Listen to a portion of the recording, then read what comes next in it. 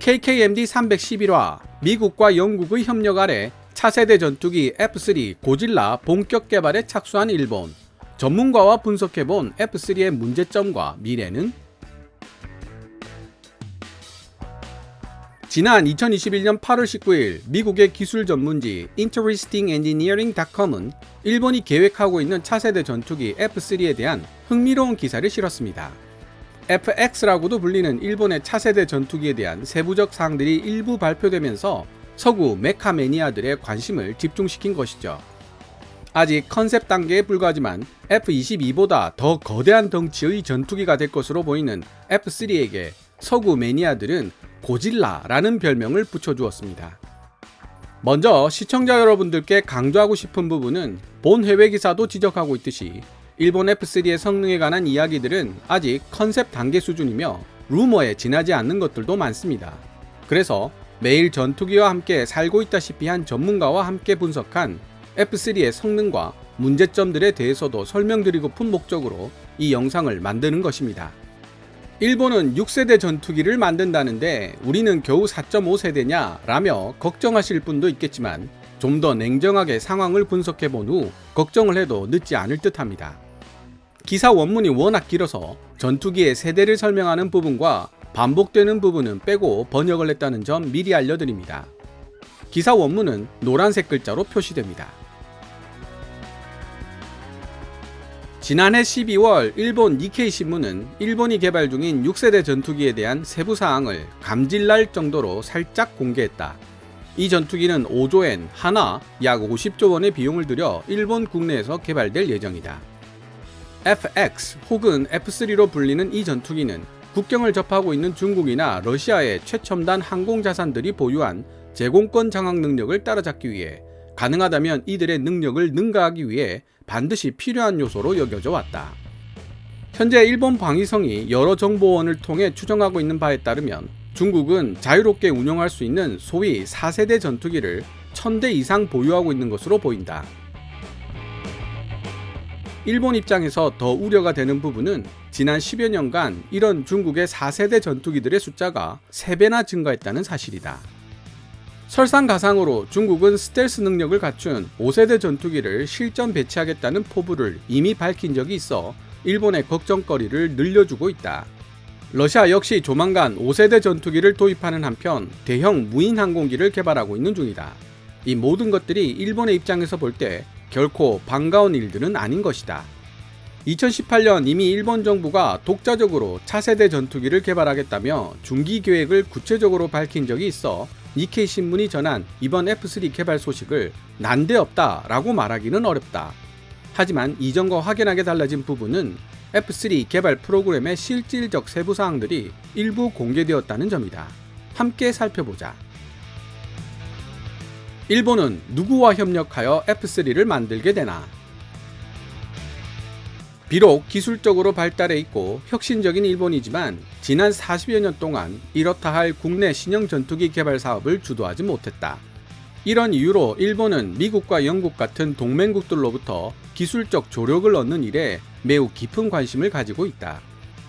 니케이 신문 보도에 따르면 2020년 11월 일본 방위성은 협력 업체로 지정될 수 있는 후보군을 미국 록히드 마틴과 보잉 그리고 영국의 BAE 시스템으로 좁힌 바 있다. 이들 업체들은 3가지 분야에서 평가를 받았는데 레이더와 미사일 등을 시스템에 통합시키는 능력, 고도의 스텔스 및 기동성 구현 능력, 효율적인 개발 기술 등이 바로 그 평가 대상이었다. 이러한 국제적인 연구개발 프로그램은 동맹국 연합군들과의 흥미로운 상호 운용성을 제공할 것이며 이는 특히 비상시에 유용한 능력이 된다. 이론적으로 봤을 때 F3 전투기는 F-22나 F-35와 같은 미 공군 소속의 전투기와 데이터를 공유할 수 있게 되고 공동작전의 효율성도 높일 수 있으며 무엇보다 중요한 것은 아군 식별이 용이해져 동맹국 자산들이 보다 안전하게 보호받을 수 있게 된다. 번역하면서 이 부분은 철저하게 미국 관점에서 서술된 글이라는 생각을 지울 수가 없었는데요. 이러한 장점들이 있음을 부인할 생각은 없지만 반대로 공동 제작 때문에 생각하지 못했던 제한이 가해질 수도 있기 때문입니다. 록히드 마틴과 협력해서 만든 FA-50이 어떤 제한에 시달리고 있는지를 생각해보면 금방 알 수 있는 이야기입니다. 하지만 일본은 F2 개발 이후 거의 30년이라는 시간을 낭비하면서 핵심 개발 인력들이 은퇴를 한 상태이기 때문에 공동 제작은 선택이 아닌 필수 사항이 되고 말았습니다. 록히드 마틴과 같은 미국 기업들과 제휴하게 된다면 일본 설계팀은 몇 가지 흥미로운 혜택들을 공짜로 얻을 수 있게 될 것이다. 록히드의 뛰어난 항공기 설계 경험은 말할 것도 없고 노스롭 그루먼의 기술팀과도 협력할 수 있게 되는 것이다. 때마침 노스롭 그루먼은 센서를 설계하고 군용 항공기에 쓰이는 데이터를 연결하는 기술에 능숙하다. 이러한 이유로 미쓰비시 중공업은 록히드 마틴과의 협력을 통해서 노스롭으로부터 필요한 기술 지원을 보다 수월하게 이전받을 수 있게 될 것이다. 영국의 방산기업 BAE 역시 전자기파를 이용해 상대의 공격을 막는 전자전 기술 개발에 특화되어 있어 일본에게 좋은 선택지가 된다. 신형 F3에 걸고 있는 일본의 야망을 생각해 본다면 뛰어난 전자전 능력은 필수라고 볼 수 있다. 지금까지 언급한 거물급 업체 외에도 1천여 개 업체가 이 프로그램에 참여할 것으로 예상된다. 현대적 전투기를 만들 때 이 정도 숫자의 업체가 요구되는 일은 다반사이다. 적외선 센서, 경량 에어프레임, 그리고 정보 시스템과 같은 부품들은 되도록이면 국내 업체들로 구성된 프로그램 공급망에게 아웃소싱 될 것으로 예상된다. 일본 정부는 비록 외부로부터 기술 조력을 얻으려 하고 있지만 궁극적으로는 국내 방산업계를 육성하고 새로운 기술을 익힐 수 있는 기회로 삼을 수 있게 되기를 희망하고 있다. F3, FX는 어떤 모습으로 생겼을까? 공교롭게도 F3가 완성되었을 때 어떤 모습일지를 그려놓은 컨셉 아트가 여기 있다. 사실 이 그림에서 우리가 알 수 있는 것은 거의 없다. 결국 컨셉은 컨셉일 뿐이며 F3의 최종적인 모습은 이것과는 상당한 차이를 보일 것이다. 일부 사람들은 일단 F3가 완성되면 F-22 랩터보다도 더 큰 전투기가 될 것이라는 점을 지적하면서 비공식적이지만 솔직히 기가 막히게 멋진 고질라라는 별명을 지어주었다. 정보가 부족하기는 하지만 F3는 전자적으로 제어되는 조종 익면이 탑재될 것으로 알려졌다. 레이더 측면을 낮게 유지하기 위해 기체 내부 공간은 좁아질 수밖에 없고 따라서 기존의 유압 시스템은 사용되지 않을 것이며 사용된다고 해도 극히 예외적인 경우가 될 것이다. F3는 또한 광섬유 비행 제어 시스템, 일명 Fly by Light FBL 시스템뿐만 아니라 레이더 반사 면적과 비행 중 열 신호를 더욱 줄여줄 수 있는 구불구불한 형태의 공기 흡입구와 함께 등장할 예정이다. F3에는 열 차폐막 히트실즈와 복합 소재로 만들어진 통합적 결합 구조 Integrated Bonded Structure도 함께 적용될 것으로 보인다. 그 결과 F3는 전체적인 중량을 감소시켜 훨씬 더 넓은 전투 행동 반경을 가질 수 있게 되고 일본 항공자위대가 F3를 운용할 기지에 대해 보다 유연하게 대처하는 데 필요한 능력을 제공하게 될 것이다. F3의 추진력과 관련해 이 프로젝트에 참여한 주요 기업 중 하나인 이시카와지마 하리마, 약칭 IHI 중공업은 2018년부터 신형 제트 엔진인 XF9-1 로우 바이패스 터보팬 엔진을 테스트해 오고 있다. 이 엔진에는 흥미로운 실험적인 소재가 일부 포함되어 있어 무게를 줄이는 동시에 엔진의 내열성을 섭씨 1800도까지 높일 수 있다. 이 엔진은 애프터버너로 약 16.5톤의 추력을 낼 수 있다. 인상적인 추력이기는 하지만 현재 미 공군의 F-22 랩터에 탑재된 F-119 엔진에 비하면 여전히 낮은 수준이다. 그렇긴 해도 XF9 엔진은 F-119 엔진보다 슬림할 뿐만 아니라 약 33,000파운드, 180kW의 출력을 낼 수 있다. 참고로 이 부분과 관련된 전투기 전문가의 분석을 소개하자면 전투기 성능의 잣대인 엔진 한 기당 최대 추력을 비교해 볼 때 F3의 XF9-1 엔진이 33,000파운드, F-22의 F-119 엔진은 37,000파운드, NGAD의 XA100 엔진이 약 4만 파운드입니다. 이 수치들은 상당히 의미심장한 내용을 내포하고 있는데요. 상세한 내용은 기사 번역을 마치고 설명드리겠습니다. 일본 엔지니어들은 또한 XF9-1 엔진에 추력 편향 노즐을 장착하기 위해 노력해왔다. 만약 그들이 성공한다면 F3는 비행 중에도 우수한 기동성을 갖출 수 있게 될 것이며 이 기능은 현재 F-22 랩터와 러시아 수호이 30 전투기에 없어서는 안 될 요소이다. 중국의 J10과 J20 전투기들 역시 이런 능력을 갖추고 있는 것으로 알려져 있다. 도시바와 후지츠 등 프로젝트에 참여한 다른 회사들이 F3의 질화 갈륨 A사 레이더 개발에 앞장설 예정이다. F3의 A사 레이더는 비행 중 날아오는 적의 미사일을 교란시킬 수 있는 극초단파 마이크로웨이브 방어 시스템으로도 사용될 수 있어야만 하며 적외선 센서와 전자전 지원책 ESM으로 보완된다. F3 전투기는 어떤 능력을 지니고 있을까? 지금까지 F3가 갖출 것으로 예상되는 성능 중 몇 가지를 언급했지만 이들은 모두 루머에 불과하다. 현재 상황으로 봤을 때 명백한 기술상 한계 때문에 일본이 주장하고 있는 F3의 기술적 사양은 구현이 불가능하다. 다만 원격 드론 제어 능력, 가상현실형 헬멧 장착 시연장치 HMD, 이미 언급했듯이 적의 미사일을 통째로 태워버릴 수 있는 극초단파 무기 역할도 동시에 수행할 수 있는 A사 레이더 등을 갖추고 있는 첨단 쌍발 전투기로 등장하는 것은 충분히 가능해 보인다. 이 전투기는 또한 정교한 임무 시스템 일부와 전자전 능력도 통합될 가능성이 있으며 미쓰비시 전기가 이를 주도할 것으로 보인다. 예를 들면 이 시스템에는 자체 방어 재민 기능이 포함되어 있다. 또한 F3에는 전투기용 통합 화력 관제 Integrated Fire Control for Fighters IFCF 시스템이 탑재될 수도 있는데 이 IFCF 시스템은 일본 전투기들 각각에 장착된 센서와 미사일 조준 기능을 하나로 통합 관리하여 시계 외 공중전 미사일의 정확도를 끌어올려 준다. F3의 착륙 시스템은 스바루가 개발한다. 스바루는 자동차를 만드는 것으로 더 잘 알려져 있지만 이 회사는 현재 보잉 777과 같은 민간 항공기의 날개와 착륙 장비를 만드는 사내 항공우주 부서를 가지고 있다. 외관상 F3는 또한 드론과 유사한 로얄 윙맨이나 전투지원 무인 항공기 Combat Support Unmanned Aircraft를 최대 3대까지 제어할 수 있을 것으로 보인다. 이들은 센서를 추가 장착해서 사용되거나 정찰기의 역할을 할 것으로 보이며 여분의 무기 플랫폼으로 활용될 수도 있다. 두 종류의 드론 모두 F3의 공격 능력을 획기적으로 향상시키면서 적의 공격에 파일럿이 직접 노출되는 위험을 크게 줄일 수 있을 것이다. 록히드 마틴은 F3 기체 개발에 관련된 기술을 지원하고 시스템을 통합시키는 데 도움을 줄 것으로 보인다. 이 전투기가 진정한 의미의 스텔스기가 되려면 기체 설계와 기체 구조에 사용되는 재료가 매우 중요한 요소가 된다. 레이더 단면적을 가능한 최대로 줄이기 위해서는 필요에 따라 레이더파를 더 많이 흡수하거나 적게 흡수할 수 있는 능력을 당연히 보유하고 있어야 한다. 일본이 F3에 요구하고 있는 기술 수준이 매우 높은 편이기 때문에 시스템들을 하나로 통합하는 과정 역시 매우 골치 아픈 일이 될 것임에 분명하다.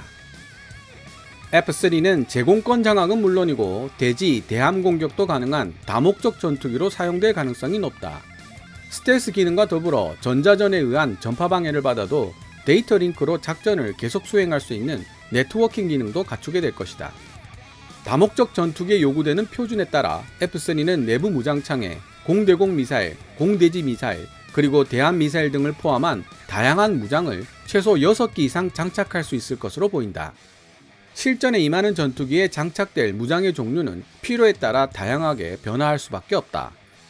보도자료에 따르면 일본은 일단 90여 대의 F3 전투기들을 생산한다는 계획을 세워놓고 있으며 이렇게 생산된 F3는 유서 깊지만 이제는 노후화되어 가고 있는 F2 전투기를 대체할 예정이다. 일본 정부는 빠르면 2035년에 F3의 실전 배치 준비가 완료되기를 희망하고 있다. 일본 정부는 할 수 있다면 3년 후인 2024년까지 시제기를 만들고 2028년경에 첫 비행을 성공시킨다는 훨씬 더 야심찬 계획도 세우고 있다. 이후 2031년부터는 양산 단계로 이행하고 2035년을 데드라인으로 삼아 항공자위대에 실전 배치시킬 수 있게 되기를 희망하고 있는 것이다. 하지만 일본 정부의 희망대로 일정이 진행되어 F3의 실전 배치가 2035년에 이루어질 확률은 극히 희박한 것으로 분석됩니다. KF-21도 한국 정부가 내세운 계획대로 개발이 되고 있는데 일본이라고 해내지 못할 이유가 뭐냐? 라고 반문하는 분이 있을지도 모르겠는데요. KF-21과 F3 사이에는 아주 선명한 차이점들이 몇 가지 존재합니다. 이에 대해서는 번역이 끝나고 다시 상세히 설명드리겠습니다. 이 흥미로운 일본 주도의 구상이 실현된다면 1970년대 미쓰비시 중공업이 F1 전투기를 만든 이래 처음으로 일본 국내 기업 집단들에 의한 영공 방어 전투기 개발 노력이 성공했다는 역사적 이정표를 세우게 된다. 다만 미국의 5세대 스텔스 F-35 같은 다른 첨단 전투기들이 지난 10여 년간 뜻하지 않은 난제로 고통받으며 개발 지연을 밥 먹듯 경험했다는 점을 고려해 본다면 일본 정부가 제시한 개발 일정표는 일견 비현실적으로 보인다. 그러나 일본은 이미 레이더, 엔진, 네트워킹 시스템에 대한 테스트를 포함한 부품 기술 전반에 걸친 광범위한 국내 연구 경험을 보유하고 있어 어떤 면에 있어서는 앞서 나가고 있는 부분도 있다. 심지어 일본은 추력 편향 엔진을 탑재한 X2 심신 스텔스 실증기도 보유하고 있다. 여기에 적용된 기존의 기술들은 앞으로도 매우 유용하게 사용될 것이다. 거의 매일 전투기와 씨름하고 있는 전문가는 전투기에 사용될 기술을 개발하는 것과 그 기술이 적용된 부품을 전투기에 통합하는 것은 전혀 별개의 문제라고 지적하고 있습니다. 예를 들어 전자전 부품 ESM을 포드 형태로 제작하는 것과 내장형으로 제작하는 것은 기술적 난이도가 다르다는 것이죠. FA50 크기의 기술 실증기 X2 신신을 제작하는 것과 F-22보다 더 큰 덩치를 자랑하는 고질라 F-3를 양산하는 것 사이에도 엄청난 차이가 존재한다는 지적도 덧붙였습니다. 즉, F-3의 개발 일정이 어떻게 진행될지는 아무도 예단하지 못한다는 뜻이죠. 일본이 국내 기술로 차세대 전투기를 개발하려는 의도를 가지고 있다는 소식은 매우 흥미롭지만 이는 동시에 자국 기업의 역량을 지금보다 상당 부분 업그레이드 시켜야 할 당위성을 요구하게 될 것이다. 따라서 만약 F-3 프로그램이 성공한다면 일본은 세계에서 가장 뛰어난 성능을 지닌 최첨단 전투기 중 하나를 갖게 될 뿐만 아니라 국내 산업 역량을 크게 신장시킬 수 있는 기회 또한 얻게 될 것이다. 더욱 흥미로운 점은 세계의 많은 다른 나라들이 가능하다면 자국 기술로 그들만의 6세대 전투기를 만들고 싶어 한다는 것이다. 영국의 템페스트 스텔스 프로그램과 유럽의 FCAS Future Combat Air System 프로그램은 그중 몇 가지 예에 불과하다. 이 모든 것들이 의미하는 바는 미래 공중전이 오로지 유인 전투기에 의존했던 방식에서 벗어나 유인 전투기에 이를 보조하는 무인 항공기를 통합시키는 시스템을 개발하는 방향으로 발전해 나갈 것이라는 사실이다. 결국 6세대 전투기의 개발과 운용에는 엄청난 돈이 들어가게 되겠지만 다수 국가의 정부들은 치밀한 계산을 통해 국방 측면에서 뿐만 아니라 자국의 독립적인 항공기술 기반을 구축하기 위해서도 최첨단 방위기술의 개발을 오롯이 미국에게 맡길 것이 아니라 독자적으로 6세대 전투기를 개발할 필요가 있다는 결론에 도달한 것으로 보인다. 지금까지 2021년 8월 19일 미국의 기술 전문지 InterestingEngineering.com이 게재한 기사 The Extraordinary Power of Japan 6th Generation FX Fighter Jet 일본 6세대 전투기의 놀라운 힘을 번역해 보았습니다. 기사를 번역하면서 던졌던 질문들을 하나씩 복귀해보는 의미에서 F-3에 쓰이게 될 XF-9-1 엔진 출력에 관한 이야기부터 살펴보겠습니다. 본문에서도 언급되고 있지만 F-3의 예상되는 사이즈나 무게는 고질라라고 불릴 만큼 커서 F-22보다 더 크고 무거울 것이라 예상되고 있습니다. 그럼에도 불구하고 F-3의 XF-9-1 엔진의 33,000파운드 출력이 F-22, F-119 엔진 출력 37,000파운드에 비해 4,000파운드 이상 부족하다는 사실은 추력대 중량비로 예상할 수 있는 F-3의 기동성이 F-22보다 상당 부분 뒤처질 수 있다는 뜻으로 이해됩니다. 적어도 미국의 6세대 전투기 NGAD에 장착되는 XA-100 엔진이 낼 수 있는 출력 4만 파운드에 도달할 수 있어야 F-22급의 기동성을 보여줄 수 있다는 뜻이 되겠죠.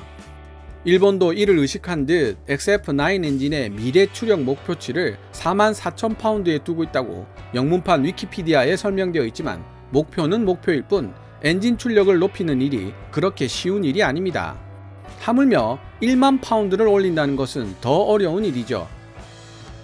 게다가 새로운 엔진을 만들어 장착하면 가망 인증도 새로 받아야 하기 때문에 일본이 생각하는 개발 일정대로 진행하려면 현재 33,000파운드 출력의 XF-9-1 엔진을 장착할 수밖에 없습니다. 전문가의 지적에 따르면 현재 XF9-1 엔진의 추력 편향 설계의 완성도가 낮아 스텔스 성능과 기동성에도 나쁜 영향을 미칠 것으로 보입니다. 따라서 F3의 추력대 중량비에 따른 기동성은 좋게 봐도 평이한 수준이 될 가능성이 높습니다.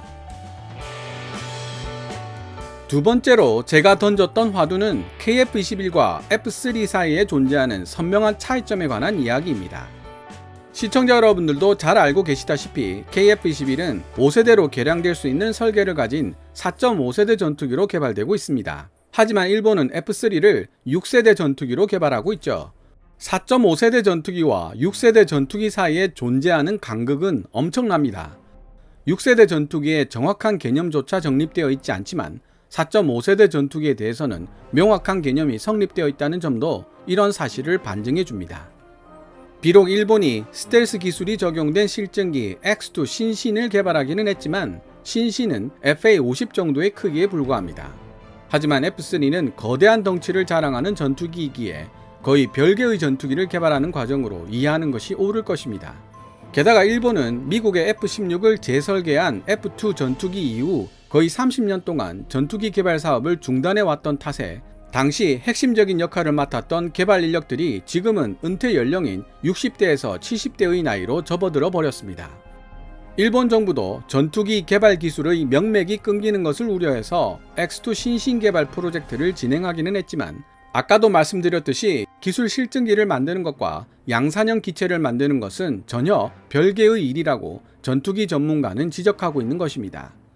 비록 일본이 뛰어난 기술적 배경을 갖추고 있고 튼튼한 기본 기술도 갖추고 있지만 미국이나 영국에 손을 벌릴 수밖에 없는 이유가 바로 여기에 있다고 전문가는 설명해 주었습니다.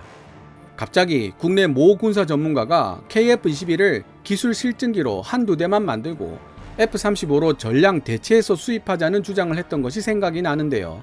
만약 그렇게 진행을 했다면 지금의 일본처럼 우리도 미국 로키드 마틴이나 영국 BAE 시스템의 도움 없이는 국산 전투기를 개발할 수 없는 그런 나라가 되었을 것입니다.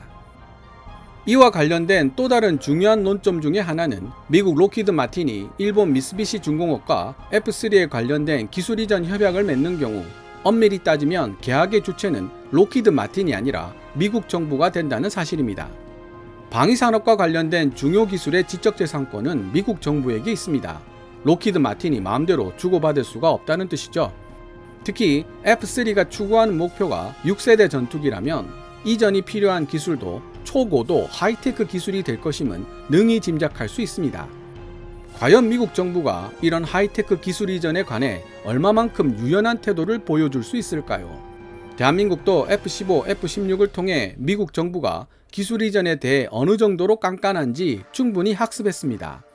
F-35를 도입해 운용하면서 기술 보안의 정도가 더욱더 심각하다는 사실도 학습했죠.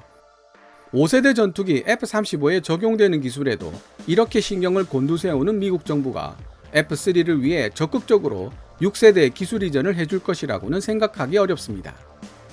제가 생각한 논리적 추론은 이렇습니다.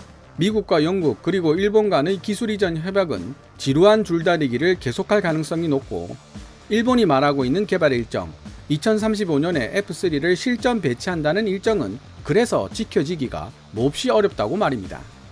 뿐만 아니라 미국과 영국의 지지부진한 핵심 기술 이전 때문에 일본 정부가 생각하는 기술적 스펙보다 적어도 한두 단계 이상 더 낮은 수준으로 F3가 완성된 가능성도 매우 크다고 추론하고 있습니다.